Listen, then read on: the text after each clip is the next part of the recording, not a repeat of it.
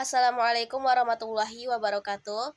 Perkenalkan, nama saya Aulia Anissa. Saya dari Prodi Pendidikan Agama Islam, Sekolah Tinggi Agama Islam Ibnu Sina Batam, semester 1. Di sini saya ingin menuntaskan ujian akhir semester dari mata kuliah pengantar studi Islam, dosen pengampu Bapak Bayu Mujrimin MPDI, dengan judul materi tentang sejarah dakwah Nabi Muhammad SAW periode Mekah. Tahapan dakwah Rasulullah dibagi menjadi dua, yaitu periode Mekah dan periode Madinah. Sebelum datangnya Islam, bangsa Arab pada zaman jahiliyah sangat memprihatinkan keadaannya. Mereka sering berjudi, membunuh, berperang antar suku, membunuh bayi perempuan. Keadaan wanita pada zaman tersebut sangat rendah sekali, dan kepercayaan mereka terhadap nenek moyang masih sangat tinggi. Kepercayaan mereka terbagi menjadi beberapa kelompok. Dan pada saat itu, Rasulullah sedang menyendiri di Gua Hira. Lalu turunlah malaikat Jibril yang membawa wahyu dari Allah berupa surah Al-Alaq ayat 1-5 yang berisi tentang menyebarkan ajaran Islam. Dan pada saat itu dimulailah dakwah Rasulullah secara sembunyi-sembunyi. Dakwah secara sembunyi-sembunyi ini diarahkan kepada istri beliau, ponakan, paman, dan sahabat-sahabat beliau. Orang-orang tersebut adalah orang-orang pertama yang memeluk agama Islam atau disebut dengan istilah as-sabiqunal awwalun. Dan mereka nantinya akan mendukung perjuangan Rasulullah dalam menyebarkan agama Islam. Dakwah secara sembunyi-sembunyi ini dilaksanakan selama 3 tahun, dan selama 3 tahun ini Rasulullah berhasil mengajak 40-50 orang untuk memeluk agama Islam.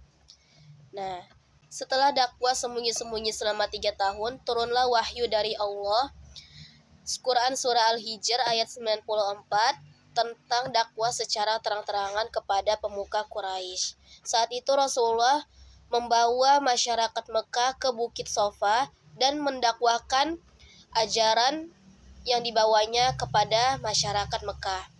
Masyarakat Mekah yang mendengar ajaran tersebut dibagi menjadi 3 kelompok. Ada orang yang menerimanya, ada pula kelompok yang menolaknya secara mentah-mentah, dan ada pula yang pura-pura menerima ajaran beliau.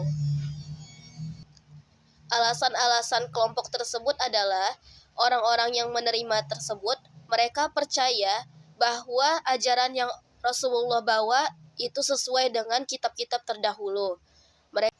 Mereka melihat keteladanan Rasulullah dalam kehidupan sehari-hari, dan selama Rasulullah mendakwakan ajaran tersebut, Rasulullah tidak pernah melakukan pemaksaan maupun kekerasan. Adapun orang-orang yang menolak ajaran beliau, yaitu dikarenakan karena mereka sangat memegang teguh prinsip terhadap ajaran nenek moyang mereka. Jadi mereka susah untuk menerima ajaran baru. Dan bangsa Arab pada saat itu memandang tinggi yang namanya kasta. Sedangkan di dalam Islam, manusia tidak dibedakan mana yang tuan, mana yang budak. Semua manusia sama rata. Adapun dari segi ekonomi, pendapatan rata-rata bangsa Arab pada zaman dahulu itu dari menjual patung-patung berhala untuk jemaah-jemaah haji. Dan dari segi sosial, bangsa Arab pada zaman dahulu tidak bisa membedakan yang mana kenabian, yang mana penguasa. Jadi mereka menganggap hal itu sama.